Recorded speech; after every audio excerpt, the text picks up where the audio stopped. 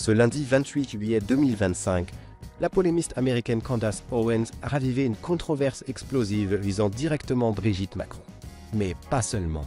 Cette fois, l'influenceuse d'extrême droite s'en est également prise à Éric Dupond-Moretti, ancien ministre de la Justice, qu'elle accuse d'avoir défendu un homme impliqué dans une sordide affaire d'inceste.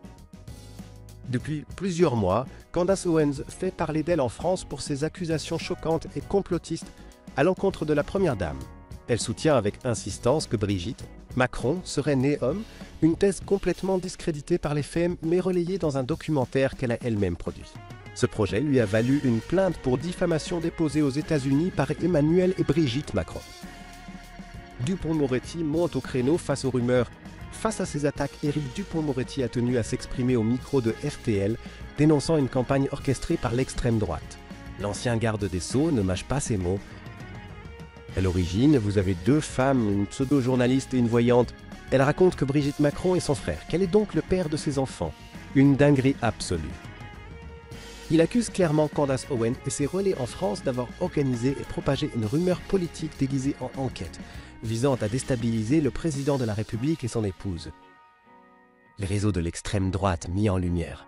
Dans sa déclaration, Dupond-Moretti cite des figures comme Xavier Poussard, planqué en Italie et ex-rédacteur de Faits et Documents, une revue rachetée par Alain Soral, connu pour ses propos antisémites.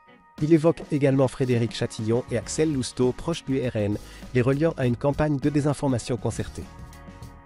Chatillon est un nazi. Lousteau mettait du porc dans ses soupes pour empêcher les musulmans de manger, déclare Dupond-Moretti, soulignant la violence idéologique derrière ces réseaux. Candace Owens contre-attaque sur YouTube.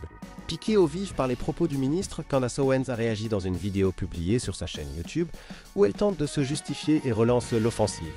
D'après le compte @culturefr sur X, anciennement Twitter, elle nie toute proximité avec les Le Pen, affirmant simplement avoir soutenu Marine Le Pen en 2018 en tant que conservatrice. Mais ce n'est pas tout.